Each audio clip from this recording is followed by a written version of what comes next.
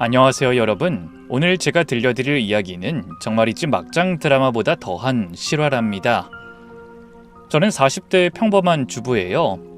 지금은 재혼해서 나름 행복하게 살고 있지만 과거에 겪었던 그 일을 생각하면 아직도 이가 갈려요. 가끔 새벽에 잠이 깨면 그때 일이 악몽처럼 떠올라서 베개를 콱 움켜쥐곤 한답니다. 사실 이 이야기를 꺼내기까지 많이 망설였어요. 주변 사람들한테도 차마 다 털어놓지 못했던 이야기거든요. 그래도 저처럼 시댁 때문에 고생하시는 분들이 있다면 제 경험이 조금이나마 도움이 될까 싶어 용기를 냈습니다. 제가 집 한 채로 시댁을 풍비박산냈던 처절한 복수극을 들려드릴게요. 처음엔 저도 그저 순진하고 착한 며느리였답니다.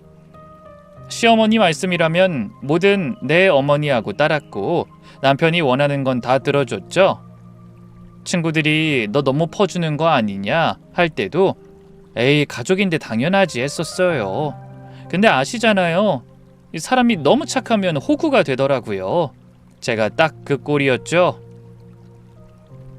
10년 전 봄이었어요. 30대 중반에 들어서던 저는 주변에서 이제 눈 좀 낮춰라, 너무 까다로우면 시집 못 간다 소리를 지긋지긋하게 듣고 있었죠. 회사 다니면서 연애할 시간도 없었고 소개팅을 해도 번번이 마음에 안 들어 거절하기 일쑤였거든요. 그러던 어느 날 회사 선배가 점심 먹으면서 야, 내가 정말 괜찮은 사람 알았는데 한번 만나볼래? 내 남편 고등학교 후배인데 중견기업 영업부장이고 집안도 괜찮대? 라고 하는 거예요. 그렇게 별 기대 없이 나갔는데 처음 선자리에서 만난 그 사람한테 한눈에 반하고 만 겁니다. 키는 180이 넘고 목소리도 중저음의 매력적인 톤이었고 무엇보다 매너가 완벽했거든요. 제가 좋아한다고 했던 이탈리안 레스토랑을 예약해놨고 와인도 제가 평소 즐겨 마신다던 종류로 미리 주문했더라고요. 선배님께 미리 여쭤봤어요. 실례가 안 됐으면 좋겠네요. 하면서 은은하게 웃는데 그 미소에 완전히 넘어갔죠. 저는 부모님께 효도하는 게 인생에서 제일 중요하다고 생각해요. 특히 저희 어머니는 아버지 일찍 여의시고 저희 남매 키우느라 고생 많이 하셨거든요. 첫 만남에서 그가 한 말이었어요. 그때는 그 말이 얼마나 멋있게 들렸는지 몰라요. 아, 이런 사람이라면 가정을 잘 꾸릴 거야. 가족을 소중히 여기는 따뜻한 사람이구나 싶었거든요. 데이트할 때도 정말 세심하고 다정했어요. 제가 커피보다 차를 좋아한다고 했더니 다음 만남부터는 항상 분위기 좋은 찻집을 찾아서 데려가고 제가 야근으로 피곤해하면 억지로 나오지 말고 푹 쉬어. 다음에 봐도 돼. 하면서 배려해줬죠. 2달쯤 지났을 때였나? 비 오는 날 제가 퇴근하는데 회사 앞에 서 있더라고요. 우산 2개를 들고요. 비 온다고 해서 우산 왔어요. 혹시 우산 안 가져왔을까봐 하는데 정말 심장이 쿵쾅거렸어요. 그날 우리는 비를 맞으며 한강 다리를 걸었고 그때 그가 나랑 만나줄래요? 하고 고백했죠. 주말엔 항상 우리 어머니 뵈러 가야 하는데 혹시 시간 되면 같이 갈래요? 어머니가 내 여자친구 만나보고 싶어 하셔서 하면서 자연스럽게 가족 모임에 절 끼워줬어요. 그의 어머니도 처음엔 참 좋으신 분 같았어요. 아이고 우리 아들이 이렇게 예쁜 아가씨를 데려왔네 하시면서 제 손을 꼭 잡아주셨거든요. 단아하게 생기신 분이었는데 말씀하실 때 특유의 카리스마가 있으셨죠. 시아버지는 일찍 돌아가셔서 안 계셨고 여동생이 하나 있다고 했는데 그날은 약속이 있다고 못 왔더라고요. 우리 아들 잘 부탁해요. 겉으론 듬직해 보여도 속은 여린 아이거든. 누가 잘 챙겨줘야 해요. 시어머니의 이 말을 듣고 아, 정말 아들을 사랑하시는구나 생각했죠. 그게 나중에 그렇게 무서운 집착이 될 줄은 꿈에도 몰랐지만요. 그런데 만난 지 겨우 6개월 만에 그가 청혼을 한 겁니다. 어느 날 저녁 분위기 좋은 레스토랑에서 식사하던 중 갑자기 무릎을 꿇더니 반지를 내미는 거예요. 당신 같은 사람 놓치기 싫어서요. 빨리 결혼해서 행복하게 살고 싶어요. 나랑 결혼해 줄래요? 늘 꿈에만 그리던 프로포즈인데 전 좀 기쁘면서도 당황스러웠어요. 너무 빠른 거 아니에요? 했더니 사랑하는데 시간이 뭐가 중요해요. 저는 확신이 들었어요. 라고 하더라고요. 그 진심 어린 눈빛에 저도 모르게 네 하고 대답했죠. 나중에 남편이 술 먹고 실수로 얘기해줘서 알았는데 사실 시어머니가 결혼을 엄청 재촉했대요. 엄마가 매일 전화해서 너도 나이가 있는데 너무 늦기 전에 장가는 가야지. 여자도 너무 늦으면 안 좋아. 그 아가씨 괜찮은 것 같은데 놓치지 마라 하시는 바람에 라고 하더라고요. 이 상견례를 준비하면서부터 뭔가 이상한 낌새가 있었어요. 상견례 일주일 전부터 시어머니가 남편한테 수시로 전화하셨죠. 예물은 최소 시계하고 반지, 목걸이, 귀걸이 세트는 해야지. 우리 집안 전통이야. 그리고 예단도 우리 집안 법도대로 해. 이불이랑 한복도 맞춰야 하고. 이런 식으로요. 남편은 요즘 시대가 어떤 시대인데 그런 걸 다 하냐고 묻다가도 결국 알겠어요. 엄마 뜻대로 할게요. 하고 답하더라고요. 우리 엄마가 원래 좀 전통을 중시하셔서 그래. 신경 쓰지 마. 라고 하는데 뭔가 불안한 기분이 들었어요. 그래서 제가 우리 집은 그런 거 별로 안 따져. 그냥 서로 좋으면 되는 거지. 했더니 남편이 한숨을 쉬면서 그래도 우리 엄마는 그게 중요하대. 한 번만 맞춰주면 안 될까? 하더라고요. 상견례 날이 됐어요. 부모님 모시고 호텔 한 식당에 갔는데 시어머니가 한복을 차려입고 오셨더라고요. 머리도 올림머리로 완벽하게 하시고 장신구도 화려하게 하고 오셔서 저희 부모님이 좀 주눅드신 것 같았죠. 인사도 나누고 자리에 앉자마자 시어머니가 대뜸 이런 말씀을 하셨어요. 우리 집안은 3대째 예물 예단을 중요시하는 집안이에요. 며느리 복이 곧 시집 복이라고 우리 시어머님도 그렇게 말씀하셨죠. 저도 시집 올 때 금 20돈에 예단도 두둑히 해왔어요. 아버지가 요즘 시대에 그런 걸 따지나요? 하시니까 시어머니 표정이 확 굳어지더라고요. 요즘 시대? 전통이 뭐가 나쁩니까? 그리고 이건 우리 집안 법도예요. 최소한 예단 2천, 예물 1,000은 해주셔야 우리 아들 기가 안 죽지 않겠어요? 어머니가 당황하시면서 3천만 원이나요? 하시니까 시어머니가 코웃음을 치시는 거예요. 아이, 딸 시집 보내는데 그 정도는 기본 아닌가요? 우리 아들이 번듯한 직장 다니고 있고 앞으로 출세할 사람인데 그 정도 투자는 해야죠. 그 투자라는 단어가 귀에 거슬렸어요. 근데 더 충격적인 건 남편의 태도였죠. 시어머니가 그런 말씀을 하시는 동안 고개를 숙이고 있기만 하고 아무 말도 안 하는 거예요. 제가 테이블 밑에서 남편 손을 꾹 쥐었는데도 반응이 없더라고요. 결국 아버지가 저희가 할 수 있는 선에서만 맞추겠습니다. 그래야 양가가 원만한 가족이 될 수 있죠. 하고 마무리하셨어요. 돌아오는 차 안에서 부모님 두 분이 한숨만 쉬시는 걸 보니까 정말 가슴이 아팠어요. 부모님은 시어머니가 말한 조건은 아니더라도 거의 맞춰서 해주셨어요. 그렇게 해서 제가 직접 가져간 날 시어머니 반응이 정말 가관이었죠. 시계가 좀 그렇네. 요즘 누가 이런 브랜드 차니? 그리고 이불도 좀 더 신경 써서 좋은 걸로 하시지. 뭐 그래도 정성이니까 이러시는 거예요. 본인들은 우리 집에 싸구려 목걸이 세트 안에 보내놓고 말이죠. 남편한테 어머님 좀 너무하신 거 아니야? 했더니 미안해. 우리 엄마가 원래 좀 까다로우셔. 근데 다 너를 위한 거야. 좋은 걸 받아야 시집에서 무시 안 당한다고 생각하시는 거야. 이러는데 도대체 무슨 논리인지 이해가 안 갔어요.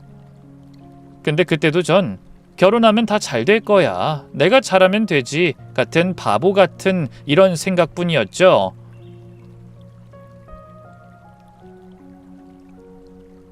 결혼 준비하면서 가장 큰 문제는 신혼집이었어요. 남편이 어느 날 진지하게 얘기하자고 하더니 사실 내가 집 마련할 형편이 안 돼. 엄마 병원비에 아버지 빚 정리하느라 오히려 빚이 좀 있어 하는 거예요. 빚이 얼마나 되는데? 라고 물으니 머뭇거리다 카드 빚하고 마이너스 통장 합쳐서 한 5천만 원 정도 라고 하더라고요.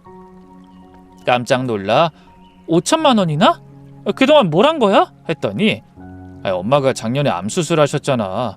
그 병원비하고 또 아버지가 남긴 빚도 좀 있고 여러 가지가 겹쳤어 하면서 고개를 숙이더라고요. 저는 대학 졸업하고 10년 동안 악착같이 모은 돈 2억 정도가 있었거든요. 월급 타면 무조건 70%는 저축하고 명품백 하나 없이 아껴 쓰면서 모은 돈이었죠.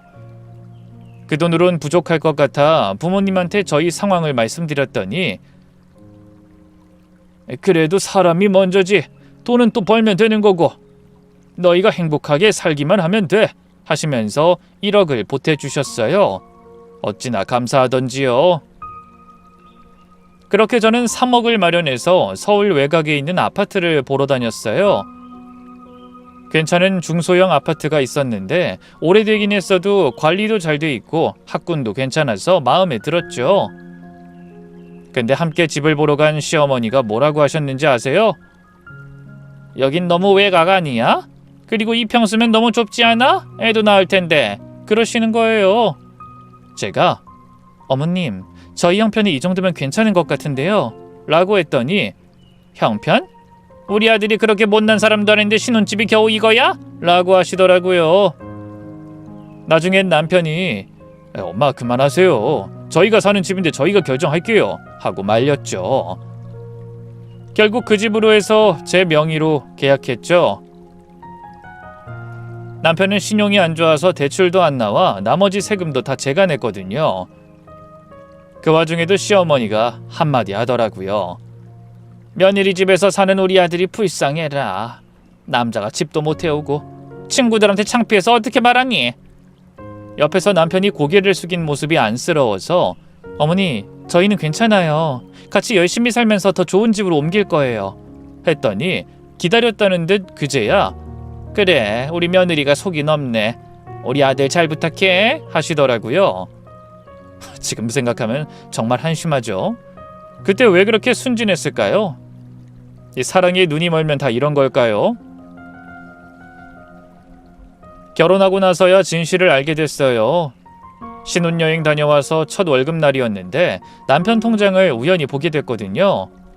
거기 보니까 매달 200만 원씩 시어머니 계좌로 자동이체가 되어 있더라고요. 여보, 이게 뭐야? 물었더니 남편이 당황하면서 그게 엄마가 아직 월세에 살고 계셔서 생활비 좀 도와드리는 거야 하는 거예요. 200만 원이 좀이야? 그럼 우린 뭐 먹고 살아? 제가 화를 내니까 남편이 갑자기 정색을 하더라고요. 넌 우리 엄마가 얼마나 고생하는지 알아? 아버지가 사업하다 실패해서 빚더미에 앉았을 때 엄마가 식당 일이며 파출범이 안 해본 게 없어. 나 대학 보내려고 새벽부터 밤까지 일하셨다고. 알고 보니 시아버지가 10년 전에 투자하다가 큰 손실을 보고 그걸 만회하려고 사업을 시작했다 완전히 망했대요. 빚이 억 단위였는데 결국 감당 못하고 심장마비로 돌아가셨다는 거예요. 아버지 장례식장에서 엄마가 내 손 잡고 이제 너라도 엄마 편 되어줘야 된다고 나 하나 믿고 산다고 하셨어. 그때 나도 약속한 거야. 평생 엄마 모시고 편하게 해드리겠다고. 그래서 남편은 직장 다니면서 번 돈의 거의 절반을 시어머니한테 드렸대요. 시어머니는 그 돈으로 빚도 갚고 생활도 하시는데 아직도 월세 사신다고 했어요. 그럼 우리 결혼하기 전에 그런 얘기를 했어야지. 말하면 네가 나랑 결혼했겠어? 뭐 좋은 거라고. 그래도 넌 날 이해해줄 줄 알았는데 오히려 제가 이해심 없는 사람처럼 탓하더군요. 더 충격적인 건 시어머니의 정서적 협박이었어요. 남편이 조금이라도 돈을 덜 드리거나 늦게 드리면 전화가 왔어요. 아들아, 엄마 죽고 싶어. 이렇게 사느니 차라리 네 아빠 따라가는 게 나을 것 같아. 이런 식으로요. 한 번은 제가 남편이랑 같이 시어머니 집에 갔는데 정말 충격적인 장면을 봤죠. 시어머니가 침대 옆 서랍을 열어 약통을 보여주시는 거예요. 이거 봐, 수면제야. 힘들 때마다 이거 보면서 참는 거야. 언제든 먹을 수 있다는 생각을 하면 좀 위안이 돼. 그러면 남편은 또 쩔쩔매면서 엄마 제발 그런 생각하지 마세요. 제가 더 열심히 할게요. 더 많이 벌어서 엄마 편하게 해드릴게요. 라고 하죠. 시어머니는 남편 머리를 쓰다듬으면서 그래 우리 아들만 믿을게. 넌 엄마한테 전부야. 하시는데 그 장면이 너무 이상했어요. 마치 연인 같은 느낌이랄까. 집에 돌아와서 남편한테 좀 이상하지 않아? 어머님이 당신한테 너무 의존적인 것 같은데 라고 했더니 남편이 발끈하면서 내가 엄마한테 잘하는 게 이상해? 넌 부모님한테 안 그래? 하고 또 화를 내는 거예요. 그날 이후로 전 깨달았어요. 이 남자는 아내보다 엄마가 먼저인 사람이구나. 그리고 시어머니는 아들을 평생 자기 곁에 묶어두려는 사람이구나. 하지만 너무 늦게 알아버렸으니 그저 시간이 지나면 나아지겠지 하는 마음으로 지켜볼 수밖에 없었어요. 사실 제가 이 모든 걸 참고 있었던 진짜 이유가 있었어요. 바로 친정 아버지 때문이었죠. 그때 당시 아버지가 폐암 3기 판정을 받으셨거든요. 딸아, 아빠는 괜찮으니 넌 시집 잘 가서 행복하게 사는 것만 보여줘 하시는데 어떻게 시댁 문제로 걱정을 끼쳐드릴 수 있겠어요. 그래서 친정에 갈 때마다 거짓말을 했어요. 시어머니가 정말 잘해주세요. 남편이 살뜰하게 챙겨줘요. 시누이랑도 친자매처럼 지내요.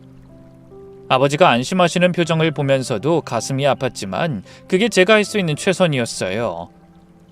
근데 시어머니가 저희 집 상황을 아시고서 은근히 비꼬는 말씀을 하시더라고요. 친정 안부를 묻는 척하면서 사돈 병원비 많이 드시겠네. 딸 시집 보냈으니 이제 사위한테 기대시겠지? 이런 식으로요. 한 번은 제가 친정에 다녀오겠다고 하니까 너무 자주 가는 거 아니야? 이제 우리 집 사람인데 남편이랑 있어야지. 맨날 친정에 가면 어떡해? 라고 하시는 거예요. 더 서러운 건 제가 친정 걱정에 정신없는 걸 아시고 나서부터 시어머니가 더 막 나가기 시작했다는 거예요.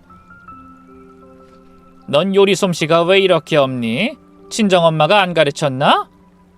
애도 빨리 낳아야 하는데 맨날 피곤하다고만 하네. 에휴, 우리 아들이 불쌍하지. 집에서 편하게 쉬지도 못하고. 이런 말들이 일상이 됐어요. 그래도 참았어요. 아버지가 걱정 없이 치료받으시길 바라는 마음으로 이를 악물고 참았답니다. 지금 생각해보면 그때 터뜨렸어야 했는데 그 참음이 결국 더 큰 화를 불렀죠. 결혼 2년차 봄 드디어 임신을 했어요. 처음엔 정말 기뻤죠. 남편도 진짜? 내가 아빠가 되는 거야? 하면서 좋아했고요. 그런데 시댁에 알리자마자 분위기가 이상해졌어요. 시어머니의 첫마디는 그래 축하한다.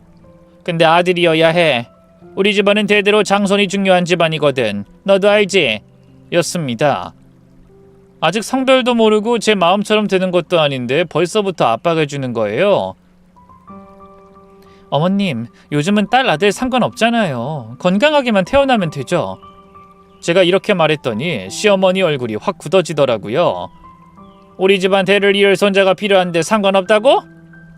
그날부터 시어머니는 수시로 전화해 배 모양 봐선 아들 같은데? 꿈자리 어땠어? 용꿈 꿨어? 아들 낳는 비법 알아봤어. 이런 음식 먹으면 된대. 이런 말씀만 하셨어요. 저는 입덧이 정말 심했거든요. 물만 마셔도 토하고 밥 냄새만 맡아도 구역질이 났죠. 결국 회사에 병가를 내고 집에서 쉬게 됐는데 시어머니가 집에 찾아오셨어요. 벌써부터 게으름 피우네. 난 임신했을 때도 장사하면서 나왔어. 요즘 젊은 사람들은 너무 나약해. 제가 화장실에서 토하고 나오니까 그렇게 많이 토하면 아이한테 안 좋아. 참아야지. 엄마가 되려면 그 정도는 참아야 해. 라고 하시고요. 남편한테 하소연했더니 걱정돼서 그러시는 거야. 엄마도 손자 보고 싶어 하시잖아. 이해해줘 하면서 또 시어머니 편을 들더라고요. 5개월쯤 됐을 때 드디어 성별을 알게 됐어요.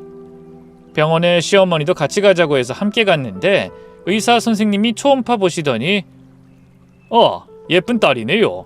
건강해 보여요. 축하드립니다. 하시는 거예요. 그 순간 시어머니의 얼굴이 확 어두워지더니 선생님, 다시 한번 확인해 주세요. 확실한가요? 하시는 거예요. 의사 선생님이 당황하시면서 확실하다고 하니까 시어머니가 한숨을 푹 쉬시더라고요. 병원 나오자마자 시어머니가 둘째는 꼭 아들 낳아야 해. 알지? 장손이 없으면 우리 집안이 끊기는 거야. 하시는데 정말 어이가 없었어요. 어머님, 요즘 시대 누가 아들, 딸 가려요. 딸도 똑같은 자식이에요. 제가 이렇게 말하니까 시어머니가 갑자기 목소리를 높이는 겁니다. 딸은 시집 가면 남이야. 재산은 누가 지내? 성은 누가 이어? 넌 그것도 모르니? 그때 남편이 엄마 병원 앞에선 그만하세요 하면서 말렸지만 이미 기분은 상할 대로 상해버린 후였죠. 그날 이후로 시어머니는 만날 때마다 한약을 들고 오셨어요. 이거 먹으면 다음에 꼭 아들 낳는데 비싸게 주고 지어온 거니까 꼭 먹어. 임신 중에 검증되지 않은 한약을 먹으라니 정말 무섭고 당황스러웠죠. 그 와중에 신우이까지 가세했으니 언니, 우리 엄마 말 좀 들어요. 엄마가 언니 걱정해서 그러시는 거예요. 그리고 솔직히 아들이 있어야 든든하지 않나? 친정엄마한테라도 하소연하고 싶었지만 아버지 병간호로 지쳐있는 엄마한테 짐을 더 얹을 수 없었어요. 그래서 혼자 끙끙 앓으면서 참았죠. 배가 불러올수록 시댁의 압박은 더 심해졌고 전 점점 슬픔과 우울감에 빠져들게 됐어요. 딸을 낳고 100일쯤 됐을 때였어요. 산후조리도 제대로 못하고 육아에 지쳐있던 어느 날 시어머니가 느닷없이 집으로 찾아오셨죠. 평소와 달리 뭔가 진지한 표정이셨죠. 앉아봐, 중요한 얘기가 있어서 왔어. 하시면서 거실 소파에 앉으시더니 핸드백에서 서류 뭉치를 꺼내시는 거예요. 내가 식당 하나 하려고 해. 아, 정말요? 어머님이 요리 솜씨가 좋으시니 잘 되실 거예요. 그래, 이 서류 좀 봐. 여가 번화가에 괜찮은 자리가 나왔어. 권리금도 적당하고 위치도 좋아. 저한테 막 위치랑 조건을 설명하던 그때 남편이 퇴근하고 들어왔어요. 남편은 곧장 시어머니 옆에 바짝 붙어 있더니 엄마, 그 자리 진짜 좋은 것 같아요. 제가 점심시간에 가서 봤는데 유동 인구도 많아요. 라고 하는 거예요. 이미 둘이 다 짜고 온 것처럼요. 시어머니가 본격적으로 말씀하시기 시작했어요. 내 평생 소원이 내 가게 하나 갖는 거였어. 젊어서는 너희 아버지 뒷바라지 하느라 또 너희들 키우느라 못했지. 이제 나이 들어서라도 내 꿈을 이뤄보고 싶어. 그러시면서 눈시울을 붉히시니 남편이 엄마 울지 마세요. 제가 도와드릴게요. 하면서 시어머니 손을 꼭 잡더라고요. 가만히 보던 제가 근데 자금은 어떻게 마련하실 건가요? 라고 물었는데 시어머니가 절 빤히 쳐다보시면서 그게 문제야. 내가 가진 돈으로는 부족해서 말이야. 라고 하시는 거예요. 그러더니 한숨을 푹푹 쉬시면서 평생 남편 빚 갚고 자식들 뒷바라지 하다가 이제 좀 내 인생 살아보고 싶었는데 아휴, 역시 팔자가 그런가 봐. 그래, 알았어. 내가 뭘 기대했겠니? 하시면서 일어나시는 거예요.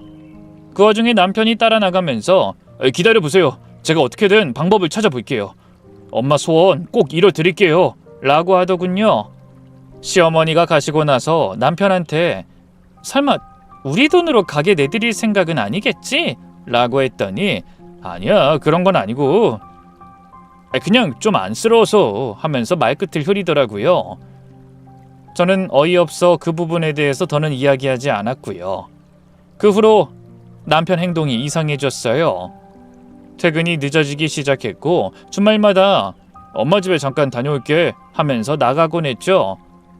통화할 때도 제가 있으면 베란다로 나가서 하고 뭔가 숨기는 게 있는 것 같았어요.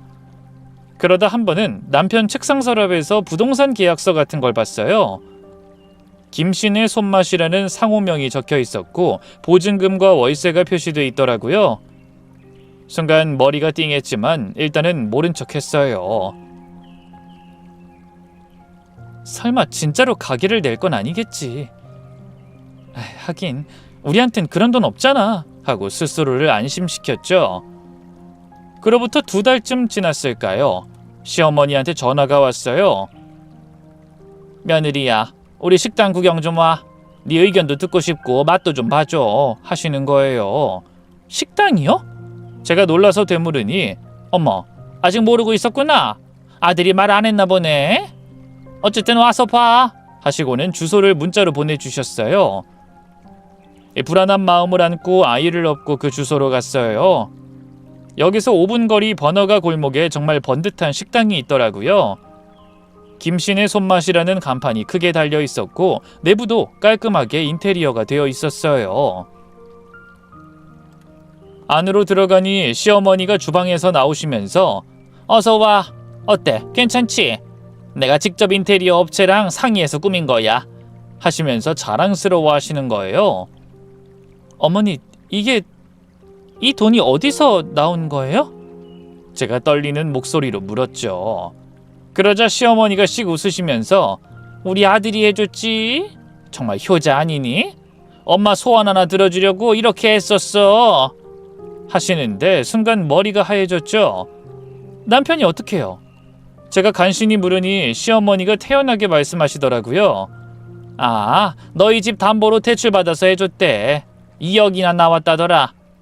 역시 서울 아파트는 대출도 잘 나와.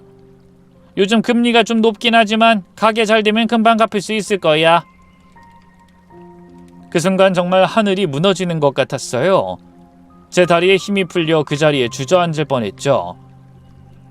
겨우 의자를 잡고 버티면서 제 허락도 없이 어떻게 그럴 수가 있어요? 했더니 시어머니가 눈을 동그랗게 뜨면서 허락? 부부는 일심동체라며? 네 남편이 안 내린데 뭐가 문제야? 라고 하시는 거예요. 그래도 그렇지. 집은 내 이름으로 되어 있는데 그게 중요해? 어차피 부부 재산은 공동 재산이잖아. 그리고 너한텐 비밀로 하려고 했는데 이제 다 됐으니까 괜찮겠네.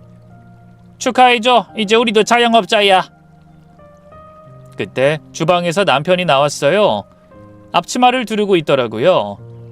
왔어? 깜짝 놀랐지? 미안. 미리 말하려고 했는데 하면서 멋쩍게 웃는데 정말 그 얼굴을 한 대 치고 싶었습니다. 집으로 돌아오는 내내 눈물이 멈추지 않았어요. 어떻게 나한테 이럴 수가 있지? 내가 10년 동안 피같이 모은 돈으로 산 집인데 어떻게 한마디 상의도 없이. 그날 저녁 남편이 늦게 들어왔어요. 오늘 손님이 꽤 왔어. 엄마가 요리를 워낙 잘하시니까 다들 맛있다고 하더라 하면서 신이 나서 떠드는데 전 그냥 노려보기만 했죠. 2억 대출받은 거 사실이야? 제가 차갑게 물으니 남편이 잠깐 당황하더니 이렇게 답하더군요. 아, 그거 엄마가 벌써 말했구나. 사실 너한테 먼저 말하려고 했는데 시기를 놓쳤어. 시기를 놓쳤다고? 내 집을 담보로 2억이나 대출받으면서 시기를 놓쳤다고? 내 명의랑 정보 도용해서 대출받은 거잖아. 이거 범죄인 거 몰라? 애 앞에서 그만해. 깨잖아. 내일 차분히 얘기하자. 그날 밤 전 한숨도 못 잤어요. 이혼해야 하나? 그럼 아이는? 집은 어떻게 되는 거지? 대출은? 온갖 생각이 머릿속을 맴돌았죠. 그런데 또 한편으로는 그래도 아이 아빠인데 시간이 지나면 상황이 나아지겠지 하는 바보 같은 생각도 들었어요. 다음 날 아침 남편이 커피를 타다 주면서 미안해. 정말 미안해. 엄마가 너무 간절해 하셔서. 그리고 사업 잘 되면 대출금은 금방 갚을 수 있을 거야. 내가 열심히 도와드릴게. 하는데 정말 어이가 없었어요. 나한테 미안한 게 아니라 잘못했다고 해야 하는 거 아니야? 제가 따지니까 남편이 그래 잘못했어. 근데 이미 이렇게 된 일이니까 어떻게 잘 해결해보자 라고 하더라고요. 그때 전 깨달았어요. 이 사람은 절대 변하지 않는구나. 끝까지 엄마 편인 사람이구나. 한순간에 마음이 식어버린 것 같았습니다. 그 일이 있고 일주일쯤 지났을까요? 도저히 이대로는 안 되겠다 싶어서 남편과 제대로 이야기를 하기로 했어요. 집에는 아이도 있고 해서 밖에서 만나기로 했죠. 남편 회사 앞 카페에서 보자고 했어요. 사람들이 많은 곳이니까 적어도 감정적으로 대응하진 않을 거라고 생각했거든요. 퇴근 시간에 맞춰 카페에서 기다리고 있었어요. 남편이 들어와 자리에 앉자마자 전 단도직입적으로 물었어요. 내 집을 내 허락도 없이 어떻게 담보로 잡을 수 있어? 이게 말이 되는 일이야? 카페에 손님들이 꽤 있었는데 제 목소리는 그렇게 크지도 않았거든요. 그런데 남편이 주변을 둘러보더니 낮은 목소리로 조용히 이야기하자. 여기서 왜 이래? 사람들이 다 보잖아. 창피하게 라고 하는 거예요. 그 말에 더 화가 났어요. 창피한 게 누군데? 아내 허락도 없이 집 담보로 잡은 사람이 누군데? 그것도 무려 2억이나! 제 목소리가 점점 커졌고 카페 안 사람들이 우리를 쳐다보기 시작했어요. 남편도 흥분했는지 목소리가 커지더라고요. 그래, 내가 잘못했어. 근데 우리 엄마가 불쌍하지도 않아? 평생 아버지 빚 갚느라 고생만 하시고 나 키우느라 자기 인생은 포기하셨는데 한 번이라도 하고 싶은 거 하면서 살아보시라고 한 게 그렇게 큰 잘못이야? 그래도 이건 아니잖아. 그게 잘못인 줄도 모르겠어? 최소한 나한테 먼저 얘기는 했어야지. 우린 부부잖아. 부부라면서 왜 우리 엄마를 이해 못해? 우리 엄마가 뭘 그렇게 잘못했다고 맨날 불평이야? 그럼 잘못한 게 없다고? 내가 그동안 당한 걸 보고도 그렇게 말해? 그래, 싫어 죽겠다고! 그 순간이었어요. 남편이 손을 들어 올리더니 제 왼쪽 뺨을 있는 힘껏 때린 겁니다. 짝! 소리가 카페 안에 크게 울렸고 순간 모든 게 멈춘 것 같았어요. 얼굴이 돌아갔고 뺨이 화끈거렸어요. 눈앞이 하얘지면서 귀에서 윙 하는 소리가 났죠. 카페 안이 순식간에 쥐죽은 듯 조용해졌고 모든 사람의 시선이 저희한테 쏠렸어요. 직원 한 명이 황급히 다가와 "손님 괜찮으세요?" 하면서 제게 물었죠. 남편도 그제야 자기가 뭘 했는지 깨달은 건지 당황한 표정으로 손을 내밀면서 "미안해, 내가 순간 흥분해서 정말 미안해, 내가 미쳤나 봐" 하더라고요. 저는 아무 말도 하지 않고 그냥 일어났어요. 얼굴이 화끈거렸지만 눈물은 이상하게 안 나더라고요. 그냥 머릿속이 텅 빈 것 같았어요. 모든 게 슬로우 모션처럼 느껴졌죠. 남편이 따라 나오려고 했지만 전 그냥 택시를 잡아 타고 집으로 왔어요. 집에 와서 화장실 거울을 보니 뺨에 선명하게 손자국이 나 있더라고요. 빨갛게 부어오른 뺨을 보면서 생각했어요. 이제 정말 끝이구나. 더 이상은 못 참겠다. 그날 밤 딸이 잠든 것을 확인하고 거실에 혼자 앉아 있었어요. 남편은 새벽 2시가 넘어서 들어왔는데 술에 잔뜩 취해 있었죠. "미안해, 정말 미안해. 내가 왜 그랬는지 모르겠어. 제발 용서해줘" 라고 말하면서요. 그런데도 전 아무 감정이 안 들었어요. 그저 문을 잠그고 나서 베개에 얼굴을 묻고 조용히 울었죠. 소리내서 울면 딸이 깰까봐 이불을 꽉 물고 울었답니다. 어떻게 하면 이 상황을 끝낼 수 있을까? 어떻게 하면 내가 받은 만큼, 아니 그 이상으로 돌려줄 수 있을까? 제 머릿속엔 오직 한 가지 생각뿐이었어요. 복수! 그것도 아주 통쾌하고 완벽한 복수 말이에요. 그들이 나에게 한 짓을 절대 용서할 수 없었거든요.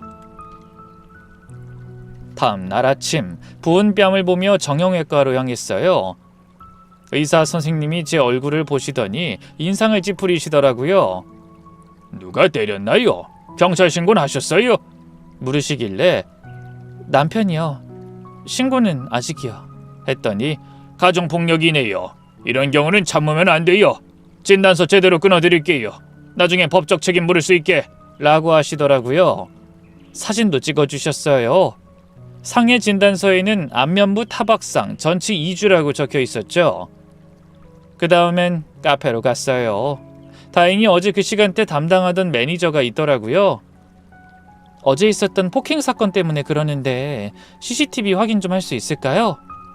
매니저는 놀란 표정으로 바로 CCTV를 확인해 주셨어요. 영상에는 남편이 절 때리는 장면이 아주 선명하게 찍혀 있었죠. 매니저가 "필요하시면 영상 파일로 드릴 수 있어요. 경찰서 제출용으로 쓰실 거죠? 나중에 증인 필요하시면 말씀 주세요. 저희가 도와드릴게요." 하시길래 감사하다고 하고 받아왔죠. 집에 돌아오니 남편이 거실에 무릎 꿇고 앉아 있더라고요. "정말 미안해, 내가 미쳤었어. 평생 반성할게" 하는데 전 그냥 지나쳐서 안방으로 들어갔어요. 그때 몇 가지 계획이 머릿속에 그려지기 시작했어요. 그래, 이혼만 하면 뭐해? 집도 날리고 쟤들은 여전히 장사 잘할 텐데 내가 왜 손해를 봐야 해? 그래서 계획을 다시 세우기 시작했어요. 어떻게 하면 최대한의 복수를 할 수 있을지 치밀하게 계획을 세우기로 한 거죠. 가장 먼저 든 생각은 집을 팔아버리면 어떻게 될까였어요. 담보대출이 있는 상태에서 집을 팔면 변호사 상담이 필요하다는 생각에 가정법 전문 변호사 사무실을 찾아갔어요. 거기서 제가 겪은 모든 일을 털어놨죠. 집 담보대출 얘기하니까 변호사님이 서류 위조 가능성도 있네요. 일단 등기부 등본부터 확인해보죠. 하시면서 바로 조회해 주셨어요. 그리고 집 매매에 대해서는 이렇게 말하더라고요. 부인 명의 부동산은 부인이 자유롭게 처분할 수 있습니다. 다만 담보대출이 있으면 매수자가 꺼릴 수 있고 대출을 상환해야 매매가 가능하죠. 근데 금매로 내놓으면 투자자들이 관심을 가질 수도 있어요. 그럼 제가 집을 팔아도 법적으로 문제 없나요? 네, 전혀 문제 없습니다. 명의자가 부인이시니까요. 다만 남편과 합의가 안 된 상태라면 나중에 분쟁이 생길 수는 있죠. 그날 저녁 남편한테 말했어요. 여보, 미안해. 내가 너무 예민했나 봐. 어머님 가게도 잘 되고 있는데 말이야. 남편이 깜짝 놀라면서 정말 용서해 주는 거야? 하길래 우리 다시 시작하자. 대신 내가 가게 일 좀 도와드릴게. 어머님도 힘드실 텐데 라고 했더니 남편이 제 손을 잡고 펑펑 울더라고요. 정말 고마워. 내가 정말 잘할게. 엄마한테도 말해둘게. 속으로는 그래, 너희가 날 호구로 봤다면 이제 내가 역으로 이용해주지 생각하면서 겉으론 미소 지었죠. 그날 밤 딸을 재우면서 속으로 다짐했어요. 엄만 절대 이렇게 당하지 않아. 네가 나중에 컸을 때 누구한테도 이런 일 당하지 않도록 엄마가 본보기를 보여줄게. 사람은 받은 만큼 돌려줘야 하거든. 다음 날부터 저는 시어머니 가게에 출근하기 시작했어요. 어머님, 제가 도와드리러 왔어요. 하니까 시어머니가 의심스러운 눈초리로 쳐다보시더라고요. 갑자기 왜? 무슨 속셈이야? 속셈이라뇨. 가족인데 돕는 게 당연하죠. 그동안 제가 너무 이기적이었어요. 처음 며칠은 계속 경계하시더니 제가 열심히 일하는 모습 보시고는 마음을 여시더라고요. 그래, 뭐 네가 도와주니 든든하네. 나도 이제 나이가 있어서 힘들었거든. 가게는 불행 중 다행으로 장사가 정말 잘 됐어요. 그 위치가 워낙 좋았거든요. 점심시간엔 웨이팅까지 있을 정도였죠. 하루 매출이 200만 원 넘는 날도 많았어요. 어머님, 이렇게 현금 관리하시면 위험해요. 제가 매출 관리 좀 체계적으로 해드릴게요. 했더니 그래? 네가 그런 것도 할 줄 아니? 라고 하시면서 맡기시더라고요. 그때부터 시작이었죠. 매출 장부를 제가 다 관리하면서 슬쩍슬쩍 빼돌리기 시작했어요. 재료비 50만 원 나갔어요. 하면서 30만 원만 쓰고 20만 원은 제 통장으로. 알바비 정산했어요. 하면서 또 10만 원. 이런 식으로 조금씩 빼돌렸죠. 한 달 정도 지나니까 시어머니가 요즘 순이익이 왜 이렇게 적지? 장사는 잘 되는데 하시길래 요즘 물가가 많이 올랐잖아요. 재료비가 장난 아니에요. 라고 했죠. 이상하네 하시면서도 의심은 안 하시더라고요. 그리고 세무조사를 위해 일부러 장부를 엉망으로 만들었어요. 실제 매출보다 적게 신고하고 현금 거래는 아예 장부에 안 올리고요. 그러면서도 증거는 다 남겨뒀죠. 나중에 써먹으려고요. 언젠가 이 폭탄이 터질 거야 생각하면서 차곡차곡 준비했어요. 시어머니와 남편은 아무것도 모른 채 우리 며느리 덕분에 편해 하면서 좋아했고요. 웃기죠? 자기들이 내 돈으로 차린 가게에서 나온 수익을 내가 가져가는데 그것도 모르고 고맙다고 하니까요. 사실 월세에 대출이자 세금까지 계산하면 남는 게 얼마 없긴 했어요. 실제로 제가 빼돌린 돈 외에 나머지 부분은 대출금 갚는 데 다 나갔거든요. 제 집 담보로 대출받은 돈이니 당연히 얼른 갚아야 하지 않겠어요. 장부를 맡은 전 두 사람 목 없이 무조건 대출금 갚는 것부터 돈을 써버렸어요.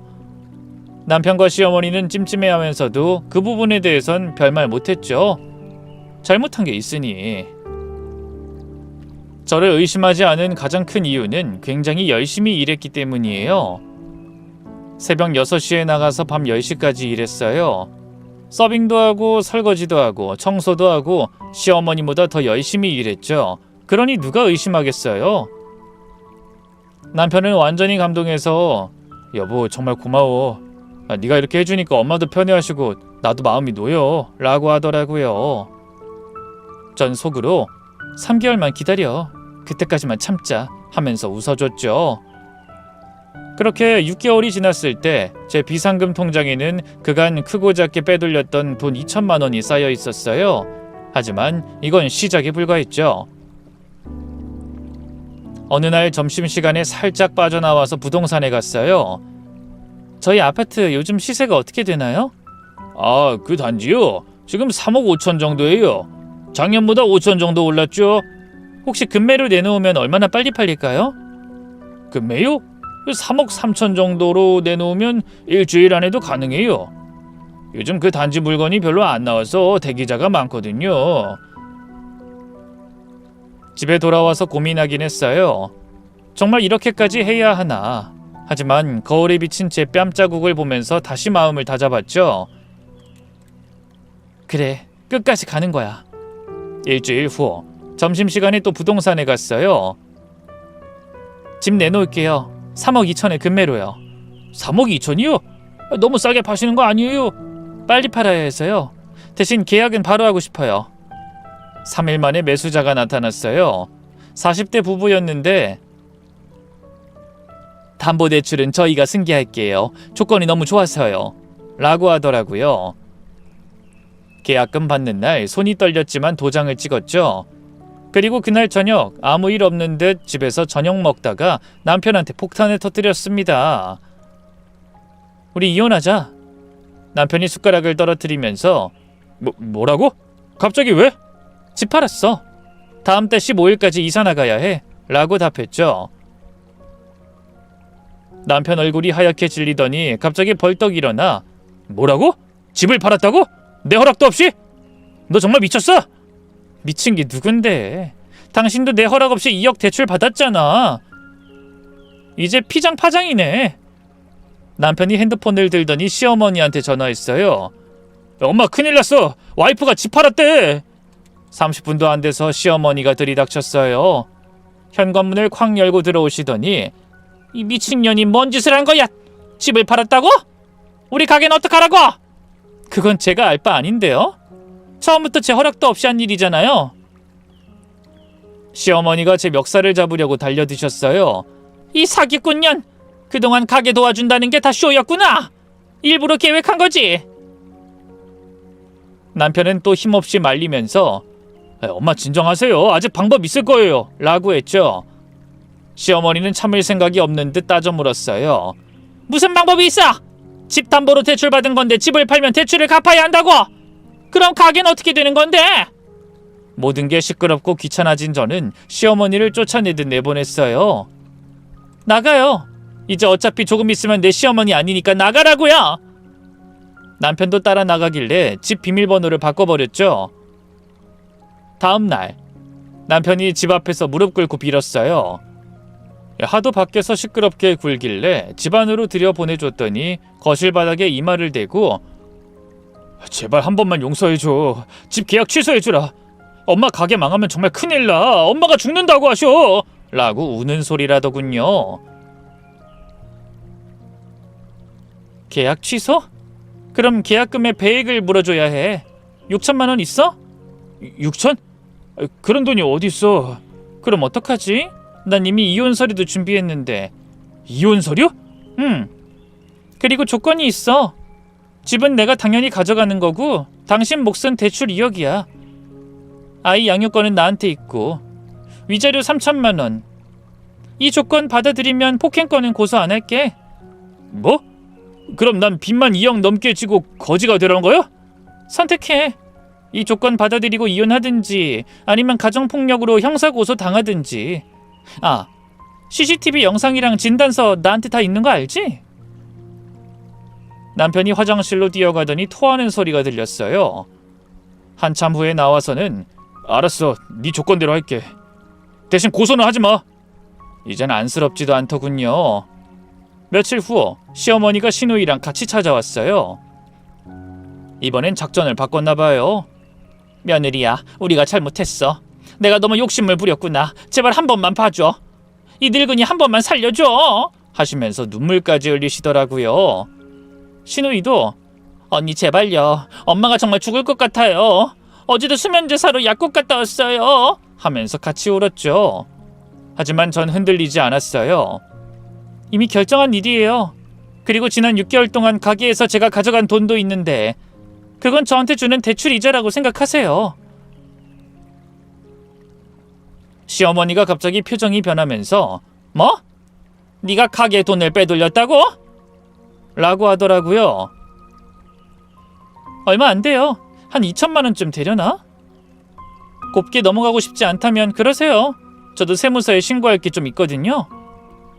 전 가방에서 파일 하나를 꺼냈어요. 이거 보실래요? 시어머니가 의심스러운 눈초리로 받아보시더니 얼굴이 하얗게 질렸어요. 이게 뭐야? 어머니 가게 진짜 장부예요? 하루 매출 150만 원씩 나오는데 세무서에는 50만 원으로 신고하셨죠? 현금 매출은 아예 빼고요. 6개월 동안 탈세한 금액만 해도 얼마일까요?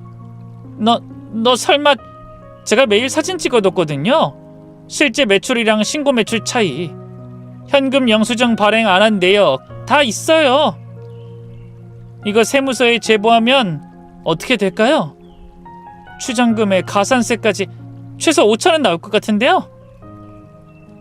시어머니가 휘청거리시더니 의자에 털썩 주저앉으셨어요. 너 정말 그럴 거야? 모든 건 어머님 하기 나름이죠. 조용히 끝내실 거예요? 아니면 세무조사 받을 거예요? 신우이가 엄마를 부축하면서 화를 내더라고요. 언니 정말 너무한 거 아니에요? 엄마가 뭘 그렇게 잘못했다고. 뭘 잘못했냐고? 내 집을 무단으로 담보 잡은 건 괜찮고 세금 탈루는 나쁜 건가? 그리고 이게 제보하면 포상금도 나온대. 탈세액이 20%까지였나? 시어머니가 또 달려들려고 하다가 신우이가 말렸어요. 엄마 그만해요. 이제 정말 끝났어요. 저 여자한테 진 거예요. 집 잔금일이 다가왔어요. 은행에서 연락이 왔죠. 담보 설정된 부동산 매매 시 대출금 일괄 상환하셔야 합니다. 2억 원 준비하셨나요?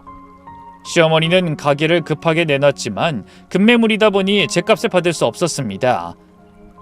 장사가 잘 되긴 했지만 겨우 6개월밖에 안 됐는데 덜컥 내놓은 가게를 누가 제값 주고 사겠어요? 총 2억 들인 가게를 겨우 8천에 넘겼다네요. 그것도 모자라서 남편이 제2금융권에서 추가 대출받고 카드론까지 끌어다 썼다고 하더라고요. 그래도 모자라서 신우이한테까지 손 벌렸대요. 협의 이혼하는 날 남편은 완전히 초췌해져 있었어요. 네가 이렇게 무서운 사람인 줄 몰랐어. 당신이 내 뺨 때릴 때가 더 무서웠지. 그건 정말 미안해. 하지만 이건 너무하잖아. 뭐가 너무해? 내 재산 내가 찾아가는 건데? 도장 찍고 나오면서 시원했어요. 집은 판돈에 대출금 빼고 가게에서 빼돌린 돈까지 합쳐서 1억 6천만 원을 갖게 됐어요. 위자료 3천은 남편이 가진 돈이 없어 못 받았지만 뭐 괜찮았어요. 그 정도는 남편에게 남은 최소한의 정이라고 남겨뒀죠. 신우이가 복도에서 기다리고 있다가 언니 정말 이렇게 끝내야 했어요? 우리 엄마가 불쌍하지도 않아요? 하길래 그럼 처음부터 남의 재산에 손대지 말았어야지. 너희 남매는 끝까지 한결같네. 마마보이, 마마걸은 불쌍한 엄마를 위해 더 열심히 살렴 하고 지나쳤죠. 딸이랑 둘이 작은 전셋집으로 이사했어요. 크진 않지만 남양이고 학군도 좋았죠. 무엇보다 시댁 없는 집이라는 게 천국 같았어요. 이사하던 날 남편이 찾아왔어요. 양육비는 줄 테니까 면접 교섭권이라도 줘. 내 딸이기도 하잖아. 양육비 줄 형편이 되세요? 빚이 2억이 넘는다면서. 딸은 내가 알아서 잘 키울게. 너무하다. 정말 너무해. 남편이 울면서 돌아가는 뒷모습이 잠깐 짠했지만 이내 마음을 다잡았어요. 저 사람이 날 때렸을 때를 생각해. 동정하지 마. 한 달쯤 지났을 때 들려온 소식이 있었어요. 남편이 회사에서 권고사직 당했대요. 개인 빚 때문에 신용불량자가 되니까 영업직으로는 일을 할 수 없었던 거죠. 금융 관련 업무는 신용이 중요하거든요. 시어머니는 또 어떻게 됐냐고요? 가게 정리하고 받은 돈도 다 빚 갚는 데 써서 결국 다시 반지하 월세로 들어갔대요. 다 그 독한 며느리 때문이야 하면서 동네방네 욕하고 다니신다던데 누가 믿겠어요? 이혼 1년 후 저한테 남편을 소개시켜줬던 회사 동료한테 전남편 소식을 들었어요. 네 전남편 완전 페인 됐대. 편의점 알바 2개씩 뛰면서 겨우 먹고 산다던데? 그래? 어머님 어떻게 됐고? 엄마랑도 사이 틀어졌대. 엄마가 매일 네가 제대로 된 남자였으면 마누라가 떠났겠냐라고 구박한다더라.